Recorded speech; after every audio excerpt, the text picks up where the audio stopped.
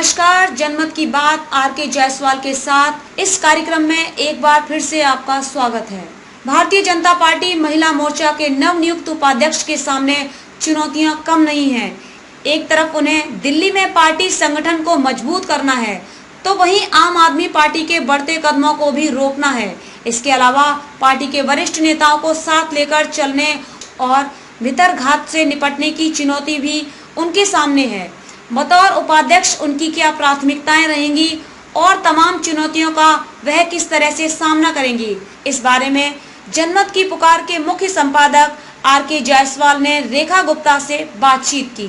नई दिल्ली से आर.के. जायसवाल की रिपोर्ट। नमस्कार, आप देख रहे हैं जनमत की पुकार न्यूज और मैं आर.के. जायसवाल। अभी मैं मौजूद हूं महिला मोर्चा के अभी नवनियुक्त उपाध्यक्ष, महिला मोर्चा के उपाध्यक्ष बनी है रेखा गुप्ता जी, उनके निवास पे मौजूद है। सबसे पहले मैडम आपको बहुत बहुत बधाई। धन्यवाद। इतनी बड़ी जिम्मेदारी सौंपी गई है आपको। बिल्कुल बिल्कुल। किस रूप में देखती हैं आप इसे? देखिए, मैं तो इसी रूप में देखती हूँ कि ये पार्टी का बहुत बड़ा ब्लेसिंग्स है, आशीर्वाद है कि शीर्ष नेतृत्व ने जो मुझे ये मौका दिया है कि आज देश भर में महिलाओं के लिए काम करने का, पार्टी के लिए काम करने का एक बिल्कुल एक्टिव रूप में, जिससे समाज में हम अपना आउटपुट दे सके। तो मैं बहुत बहुत धन्यवाद करती हूँ शीर्ष नेतृत्व का कि मुझे उन्होंने ये मौका दिया और मैं पूरी ईमानदारी के साथ में संगठन के लिए और समाज के लिए काम करूंगी। बतौर उपाध्यक्ष क्या प्राथमिकताएं होंगी आपकी? देखिए, प्राथमिकताएं तो वही है मेरी कि पूरे देश में महिलाओं के साथ में उनको हम किस प्रकार से मौका दे सकें कि वो उनको साधन मिले, संपन्नता मिले, स्वास्थ्य मिले। इसके लिए मेरा प्रयास रहेगा और कहीं पे भी पूरे देश में कहीं अन्याय होता हुआ अगर हमारी आंखों के सामने दिखाई देता है तो उनको न्याय मिले, इसके लिए मेरा पूरा प्रयास रहेगा। आगामी नगर निगम 6 महीने बाद चुनाव होने हैं, आपकी पार्टी की क्या तैयारियां हैं? देखिए, पार्टी तो हमेशा एक्टिव मोड पे रहती है। अभी भी सेवा ही संगठन पूरे कोविड के दौरान पार्टी ने बहुत एक्टिवली पूरे देश में काम किया। मोदी जी के आह्वान पे सभी कार्यकर्ता उसमें लगे रहे। तो कोई चुनाव की तैयारी के निमित्त नहीं, परंतु समाज में 24 घंटे काम करना, यही भारतीय जनता पार्टी का मिशन है, यही विजन है। अभी वैक्सीनेशन सेंटर पे मैं गया था तो जगह जगह केजरीवाल जी के बोर्ड लग गए।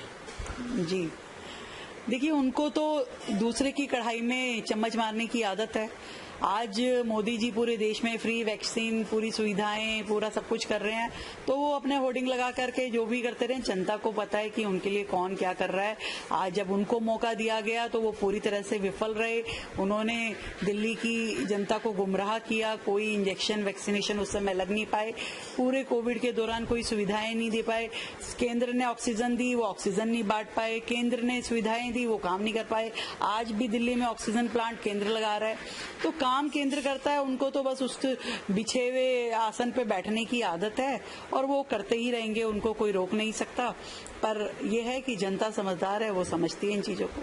वैक्सीन को लेकर मनीष सिसोदिया ने कल प्रेस कॉन्फ्रेंस कर कहा है कि जितनी जरूरत है दिल्ली को उतनी वैक्सीन नहीं दे रही है सरकार। देखिए, ये तो ऐसे सोचते हैं कोई जादू की छड़ी है और एक दिन में ही सब कुछ हो जाने वाला है। पूरे देश में आज लगभग 150 करोड़ निवासी हैं, जनता है। जब वैक्सीनेशन लगनी है, उनको मैन्युफैक्चर करना है, कोई बातों में नहीं होने वाला काम। तो प्रैक्टिकली जब आपकी मैन्युफैक्चरिंग होगी, पहुंचेगा, ट्रांसपोर्टेशन होगा, लोगों को मिलेगी, वो सब होगा। हल्ला मचाने से क्या होगा? तुम अपनी मैन्युफैक्चरिंग कुछ शुरू करने वाले, आप ऑर्डर लेने गए तो कुछ नहीं मिला। आज देश में 25 करोड़ लोगों को अगर लग चुकी है वैक्सीनेशन और औरों को लगने का पूरा तत्परता से पूरी तैयारी है। हर जगह सेंटर्स रेडी हैं। वैक्सीनेशन की ये बात हो रही है दिसंबर तक बिल्कुल करोड़ों वैक्सीनेशन डेली, एक दिन में 1 करोड़ वैक्सीनेशन का टारगेट भी कंपनियों ने लिया हुआ है। तो हर व्यक्ति मेहनत कर रहा है, परंतु केवल और केवल केजरीवाल सरकार ऐसी है जो सिर्फ हल्ला कर रहे हैं, सिर्फ न्यूसेंस कर रहे हैं, गुमराह कर रहे हैं, लोगों को भड़का रहे हैं, परेशान कर रहे हैं, काम नहीं करने दे रहे, लेग पुलिंग करना, केवल ये काम है। अरे भाई, इतनी बड़ी आपदा पूरे देश पे आई है, आप बजाय अपनी भूमिका निभाने के, अपना काम करने के, केवल निंदा। आप अच्छा काम क्यों नहीं करते? आप कुछ, आपके पास इतना बड़ा स्टेट है, दिल्ली है, यहाँ पे इतने लाखों लोगों की जनसंख्या है, आप उनके लिए कुछ कर नहीं पा रहे अपनी ओर से। आज मोहल्ला क्लिनिक फेल है, वहाँ पे कहीं पे कोई एक डॉक्टर की, एक नर्स की सुविधा नहीं है, कोई इलाज नहीं हो रहा। कहाँ गए मोहल्ला क्लिनिक? क्या किया आपने? आप हमेशा इसी तरीके की हरकतें करते हैं। आप सड़कों किनारे वॉलंटियर खड़े करके आप क्या सोच रहे हैं कि हाँ उससे बहुत दिल्ली का भला होने वाला है? तो इस तरीके से नहीं करना चाहिए। मुझे लगता है एक राज्य के मुख्यमंत्री बड़े जिम्मेदारी का पद है और उनको अपना काम, अपना दायित्व निर्वाह करना चाहिए, बजाय दूसरों की लेग पुलिंग करने के लिए। देश में वैक्सीनेशन बहुत सुचारू रूप से चल रही है और निरंतर धीरे धीरे और बढ़ेगी और टारगेट वही है कि हर एक व्यक्ति तक वैक्सीनेशन पहुंचे, कोई एक व्यक्ति भी छूटे नहीं। केजरीवाल ने एक और प्रधानमंत्री पर एक और आरोप लगाया है कि उनकी योजना को रोक दिया गया है। वो घर घर आटा डिलीवरी करवाना चाहते हैं। न जाने कौन रोक दिया, रात को सपना आया और उनको रुक गए क्या?